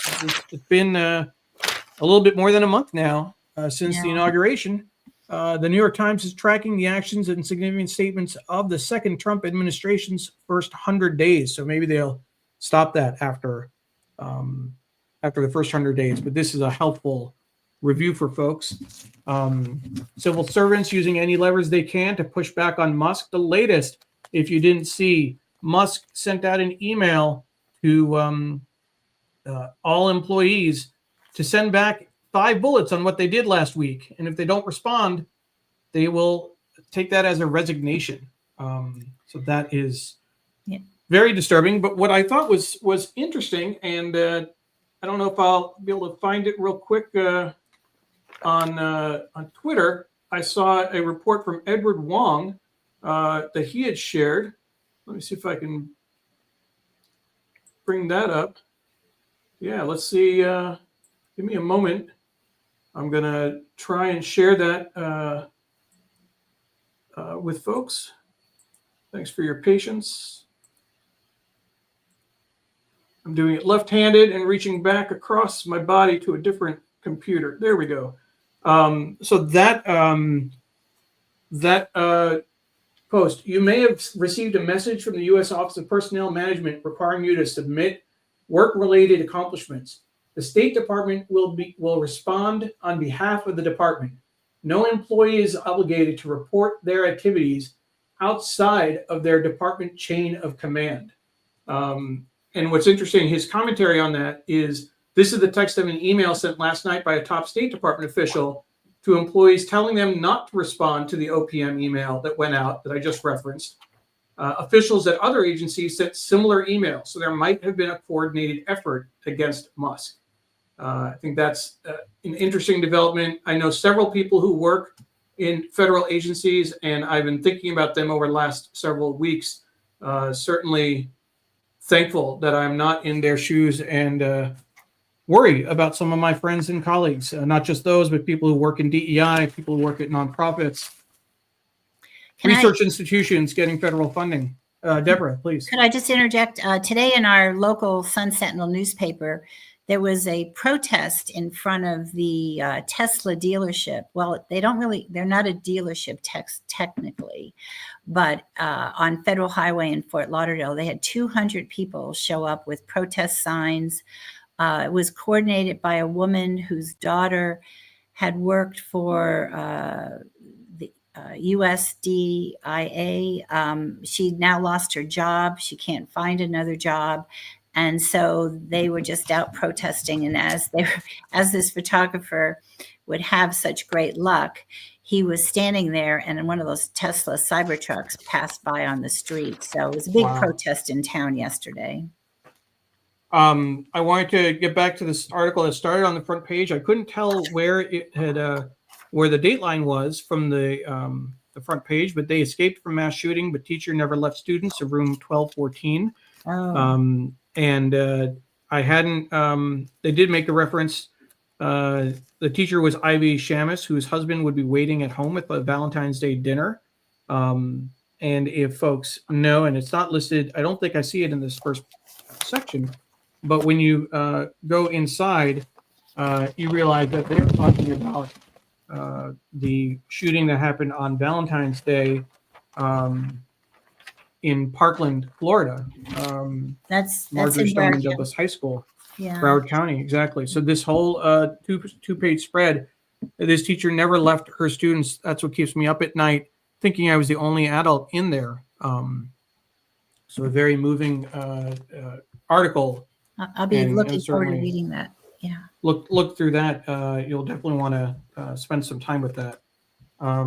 Folks, we're approaching the 10 o'clock hour. This is the end of the first section. What we want to do is to just give you a quick look at the opinion section. And then at 10 o'clock, we're going to do a deep dive into the New York Times for Kids. So please stay with us if you're interested. I know Deborah will be staying for that conversation. Mary Curtis has a quick comment. Federal government jobs have been a way for African Americans to enter the middle class when private corporations were not welcoming, and it was a way to serve the country. This attack on government service, though, on so many levels. Absolutely, Mary. Absolutely. So I did get confirmation. I want to get to the opinion section. I was able to reach out to Wayne during the show. This is the Times opinion section. It is not upside down. If you flip it this way, you get the text, the New World Order. This is the Sunday opinion. It's backwards, upside down. You tell me how you want to think about it. This is the what it would look like in theory, but it opens the wrong way. So this was an intentional design element from the Times without any explanation on the cover. And I didn't look in closely to see if there was any kind of editor's note inside. But Wayne Camadoy, the art director for the New York Times, did confirm for me that this was very intentional, or at least intentional, if not very. And Deborah Kerr is, wow, we have Deborah Kerr watching. Oh my God. Hi. You. But yes, David Hogg, a Parkland survivor, was recently elected as VP of the one of the VPs for the DNC. Absolutely, a great point there, Deborah. So this is the inside of the opinion section. There's a fail Caesar column for Maureen Dowd. We can't allow Trump to be a cruel emperor. We can't allow Trump to be an emperor. Forget about cruel. That's just. I don't know why we need to have that modifier there, frankly. A vibe shift is a terrible thing to waste. Ross out that. Will the president learn from the mistakes George Bush made after 9/11? Join my bewildered liberals book club. Nick Kristof. Democrats can't contain Trump if they don't get why voters turn to him. That is interesting. And if you are curious about why we're where we're at, if you check our archives, Nirmal Ghosh was our guest 2 weeks ago, and he wrote a book called Backlash about the rise of Trump. So that is certainly helps explain a little bit about how we got here. John Roberts' entire life has led to this moment. The Supreme Court Chief Justice, he got us into this mess. He may be the only one who can get us out. That's on the assumption he wants to get us out. The real reason Trump pushes tariffs, the goal behind the policy, tax breaks for the wealthy. The White House is playing with fire in Germany. If you go back, could you go back to the one about Robert's entire life? Yeah, sure. Is that the correct? Is that correct? Apostrophe? Robert's apostrophe S. Shouldn't it just be no S, just apostrophe? It's somewhat surprising, but that's New York Times style to do apostrophe S and not S apostrophe. So they are an outlier when it comes to that. But good eye there. My ninth grade English teacher would not be very happy with this. Exactly. This is a case study in how Democrats can win in Trump country. A back to basic strategy worked for an Iowa race can help win one in Pennsylvania. And then here's the inside piece. Interesting. This is clearly connected to the cover, and I'm going to pull that out a little bit just so you can see kind of the layout. The world is there for the carving. It's a roundtable discussion. Patrick Keeley, the deputy opinion editor, hosted an online conversation with the Times opinion columnist M. Gesson and Brett Bret Stephens about Donald Trump's first month and his use of power on the world stage. And that's a great illustration of an eagle flailing, from what I could tell. I don't know if any of the viewers have been watching the YouTube video of the nesting of the two eagles at Big Bear out in California. No, but it's pretty fascinating. Yeah, you can pick it up on that. Yeah, they're quite a nice little couple there. They're nesting their little eggs. And so this is the rest of the opinion section. Every 100 years, America produces a Robert Kennedy Jr. Charismatic influencers from a century ago presaged this moment. A lot of people trying to make sense of the times that we're in. And just a quick, what's the opposite of a shout out, Deborah? Robert F. Kennedy Jr. is an absolute, I can't even think of the words to describe what he's suggesting doing in terms of medication and restricting access to care. It's just incredible. And what an absolute insult to the legacy of the Kennedy family. It is, and his cousins and his sister have come out against him.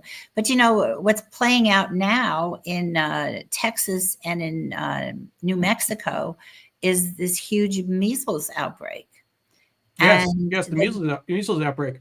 And he's not taking on anything like that. He's telling people not to get vaccines and to drink raw milk, which is not another good thing. So I'm I'm glad that you mentioned the measles outbreak, and I'm going to take that moment to pull up my good friend Stefan Kaplan is producing a show. Stefan, if you're still watching, you can put the link in the comments. It'll be hard for me to get the link in myself, but I want to just let folks know that Stefan is producing another event for Emory University. And I'll put that up real quick.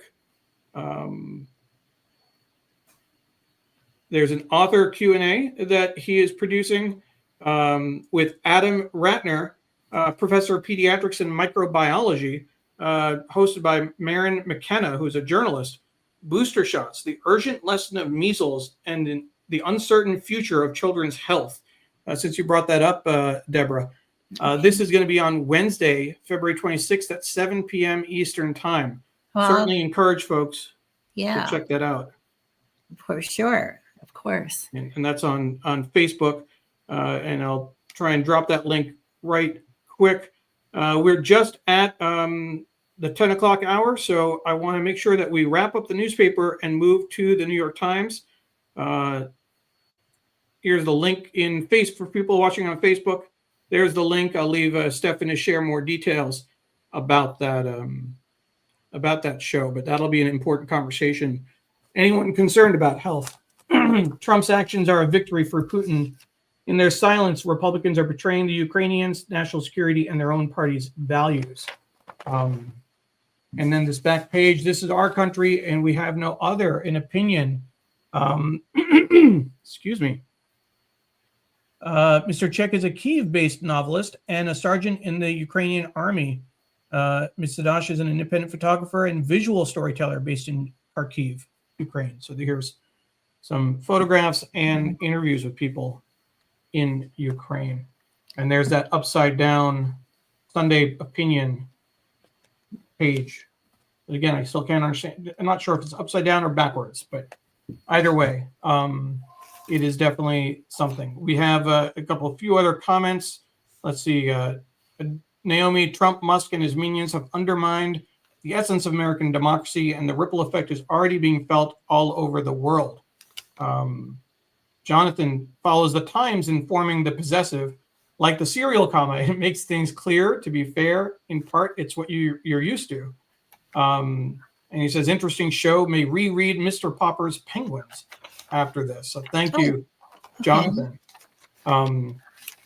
So we are now going to turn our attention to New York Times for Kids. This is a monthly special section, print only, that comes up the last Sunday of the month. They say that this section should not be read by grown-ups, but I always find that it's more interesting and easier for people to understand some of the very complex items that are in the news.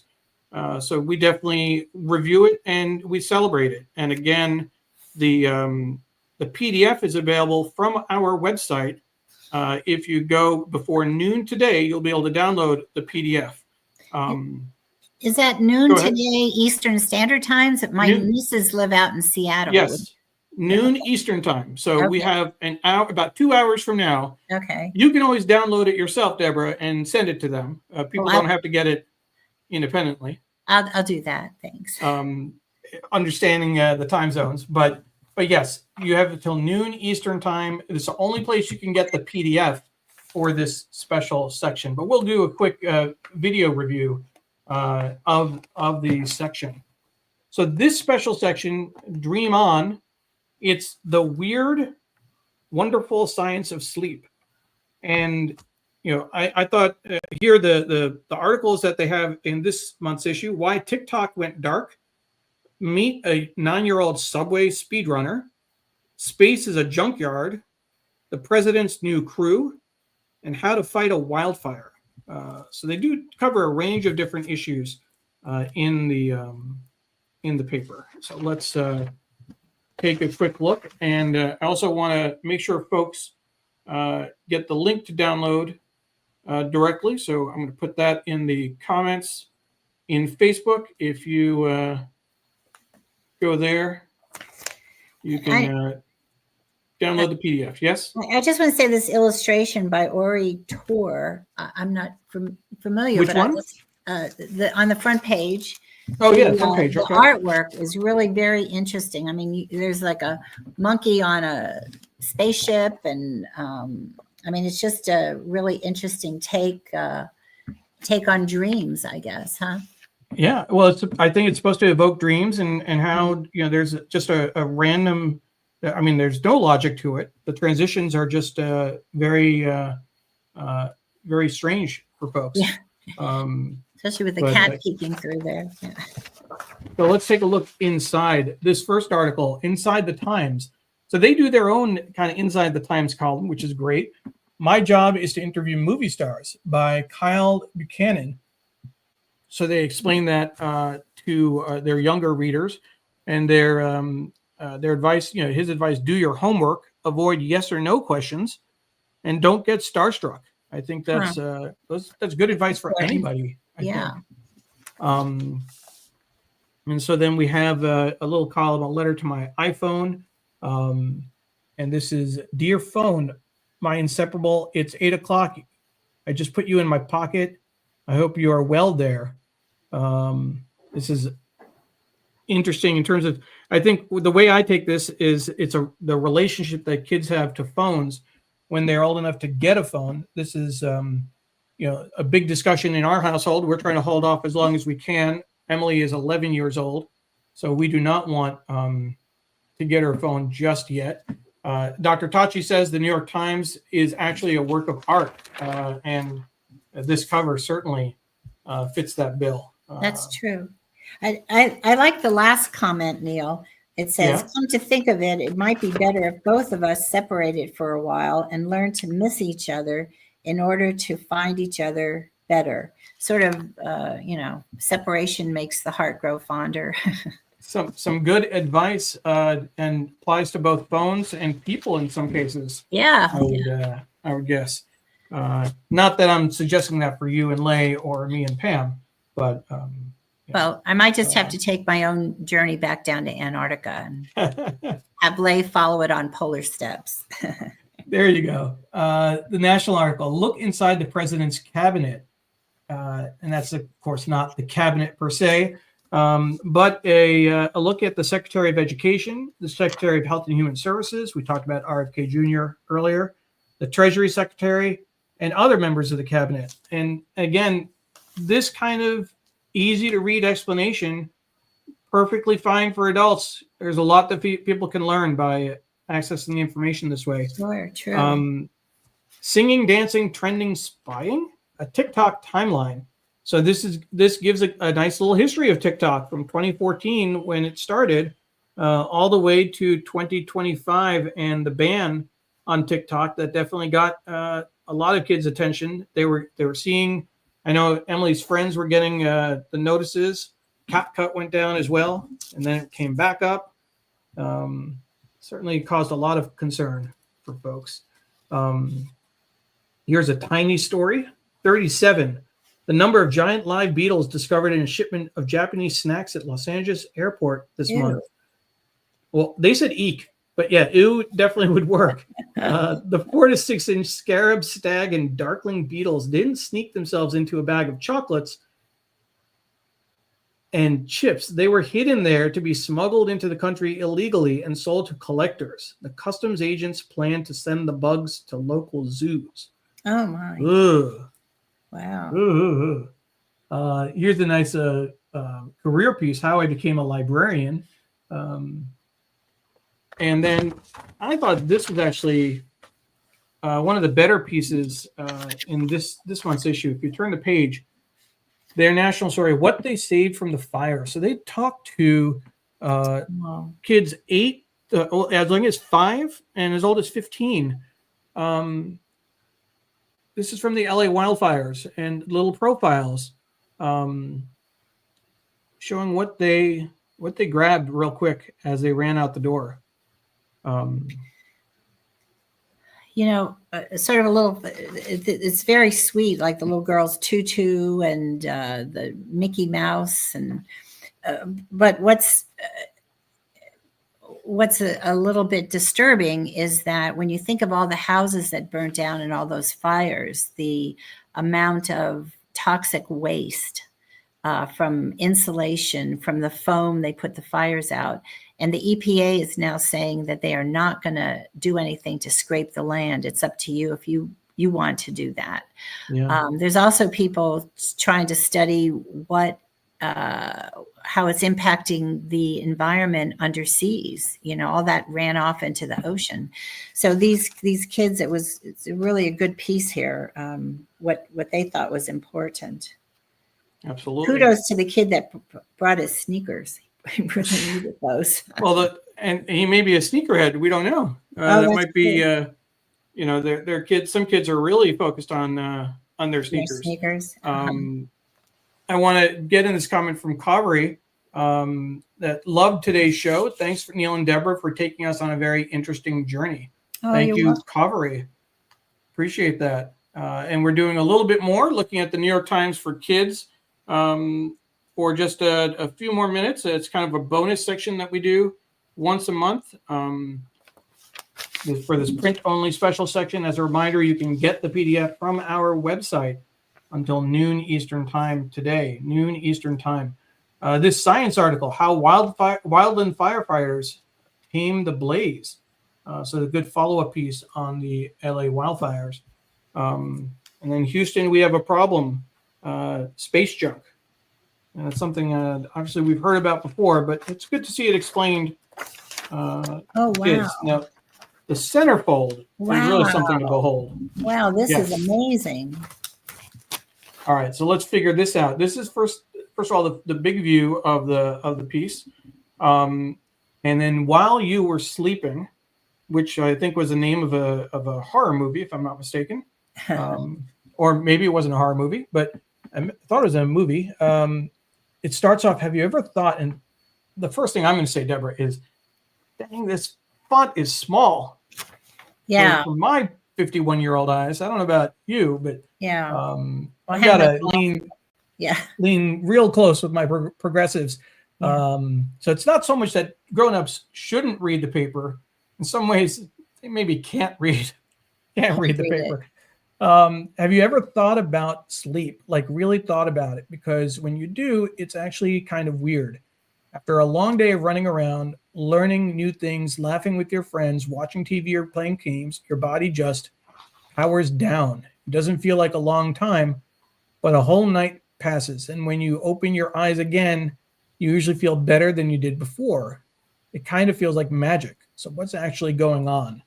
So they have this whole thing. They're talking about sleep facts, sleep steps, turning out the lights, sleep tips, put the phone away. There you go. Kids have phones in their room. Adults struggle with that too. I know My wife and I were in bed last night. We were tired. We were finishing watching this great show, starring, I think it was Netflix, Robert De Niro. I can't remember the name of the show now, but he's a former president, and there's a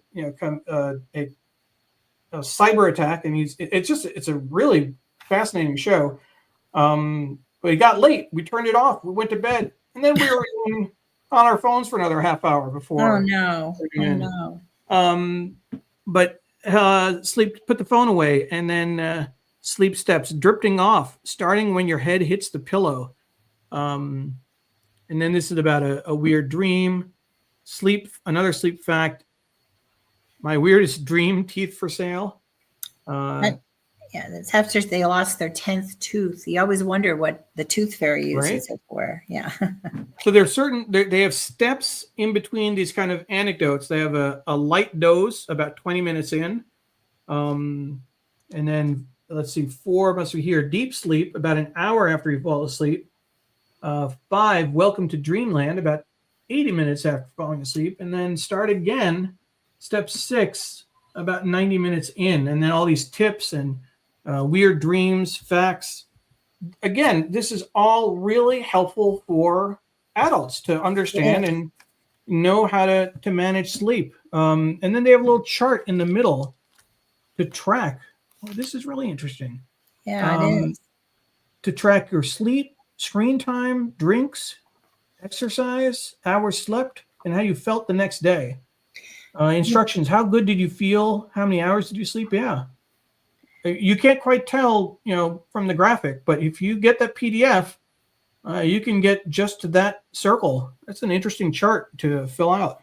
It is. It'd be a good sleep journal. But, I was wondering, Neil, how did the editors choose these colors, like the black background and the white text, and then how did they come up with? And the pink and the pink, the green. How did it's soothing. They're more pastelish than vibrant colors, but I just wondered how they came up with that.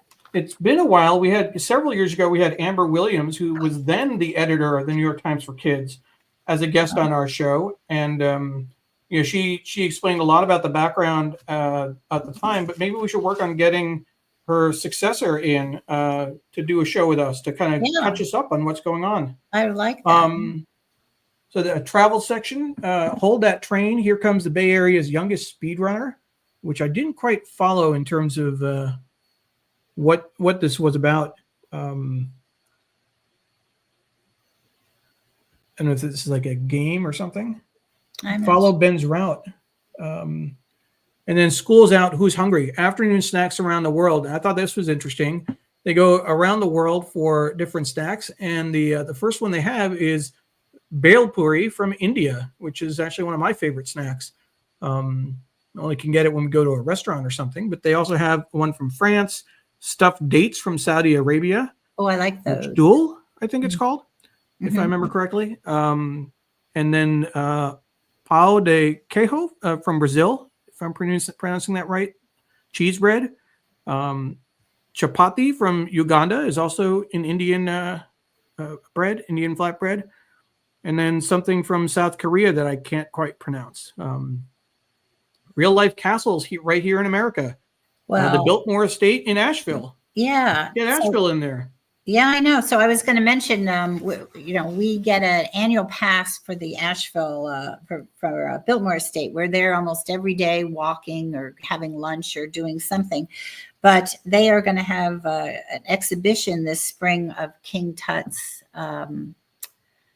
traveling exhibition. So that'll be on Showcase. And then I've actually been to the Hearst Castle and was hoping I could just move my luggage right in. It's just a fabulous place and great wines nearby.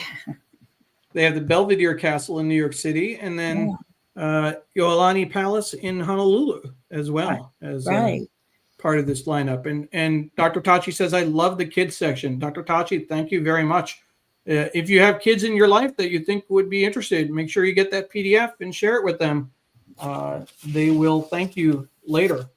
I thought this was interesting, and I think this follows an article that was in the Times a couple of weeks ago. Oh, I'm not sure when, maybe earlier.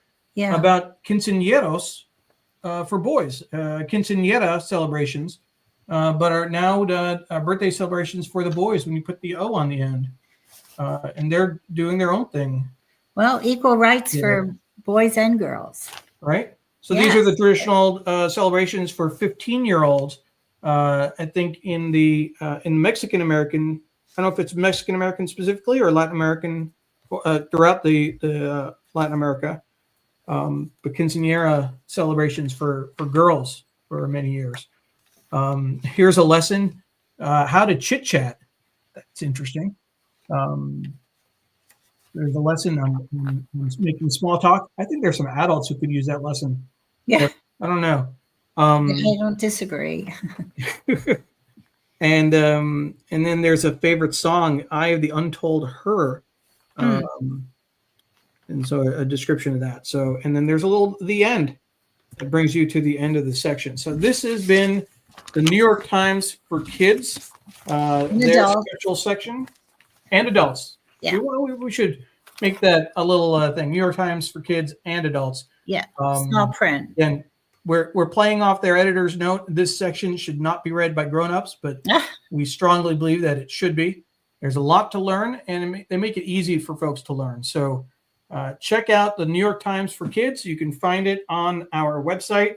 Again, by noon Eastern time, you can download that and share that with people. The New York Times Read-Along airs every Sunday at 8:30 a.m. Eastern time. And we certainly encourage you to join us for upcoming shows. That is the New York Times for Kids cover shot. I'm going to bring my microphone back over and join you on camera, Deborah. Okay. Thank you so much again for joining us. It was a great conversation, a great look at some of your adventures in Antarctica. Here are some of the videos that we watched. Thank you. Just to kind of remind people of what we were looking at. That's the penguin colony and the thrill that was left behind. Can I just interject two quick things? Please. Sven Lindblad, he took over for his father, who started Lindblad expeditions. But in 2020, when the Endurance and its sister ship came out, they engaged a wonderful curator to put their artists from all around the world on both these ships. And if you go to Polar Steps, I've highlighted her work and some of the art that's on the ship. And I just want you to tell Miss Emily that I bought Girl Scout cookies once at my doctor's office and once yesterday leaving the grocery store. So I'm good. I'm all set with Girl Scout cookies. I'm sorry I didn't buy them from her this year, but maybe next. Well, thank you for doing that. You've been a loyal customer in the past. Since you did bring it up, I will let folks know that we still have about a month to go for Emily's Girl Scout cookies. In case anyone needs any extras, if you haven't gotten your cookies yet this year, or if you need more, from afar, I'll share the link in Facebook for folks where most people are seem to be watching. If you're interested in getting Girl Scout cookies, here is the link to Emily's site. And I understand the Girl Scout convention this year is in Washington, D.C. One of the girls I bought from yesterday is a delegate. She's real excited about going up to D.C. for the convention. Cool. Yeah. That's great. That's great. And again, just one other reminder. We didn't get a chance to talk about it earlier, but I want to let people know if you hadn't seen Sri's Sunday Note recently, the newsletter, the last two issues, because of course we didn't have a show last week. I wanted to mention that to you. His most recent one, Where Are the Republicans? The Dems in Disarray narrative is old hat, plus Bob Anthony on open ear headphones. And then before that, he did a newsletter on AI, DeepSeek, which was that new AI from China that says that Sri died in 2020. So again, hallucinations. If you can see that on the screen bigger, it gave a little bit of a bio on Sri. but said that he passed away in 2020 after a battle with cancer. I can Oh. assure you, Sri did not pass away. Did not. He's Yeah. just been traveling and on work. He will be back next week. You will see him soon. But that is Sri's newsletter. If you are interested in getting the newsletter, go to srinet.substack.com. I'm going to get the, there we go. It's srinet.substack.com, srinet.substack.com, and you can get Sri's newsletter there. Right. And I'll just put that in the chat for folks so they can download it. There we go. Little multitasking here, typing and sharing at the same time. Again, our guest next week will be Professor Joseph Mbele, and that's going to be a fascinating conversation. As I mentioned earlier, he is a professor of English at St. Olaf College. A cultural translator is one way to describe him, but he focuses on post-colonial literature, particularly folk tales, and he helps explain, the way I shortcut it, it helps explain Africa to Americans and America to Africans who are traveling on business, for pleasure, etc. So you don't want to miss that. And then again, Shining Light on Shadows, a candid conversation about mental health. We will be doing another show about EMDR. Dawn will be sharing her experience with EMDR, which is eye movement desensitization and reprocessing, a psychotherapy that helps people process traumatic memories and heal from trauma. So we encourage you to join us for that as well. Thursday, 7 p.m. Eastern time. Deborah, thank you so much. I'm going to end with my favorite picture from the pictures you sent us. It's the one of the penguins on the with the folks in the background. Particularly like the contrast between the white bodies. You get the yellow from the neck, but the red from the jackets. Just really well done. Oh, thank you. Thanks. It's been a pleasure. I really enjoyed it. Great. Happy to Thank you share. for joining us. Yes. And we look forward to seeing everyone next Sunday. Thank you. We'll be Take care. there. Bye-bye. Bye-bye.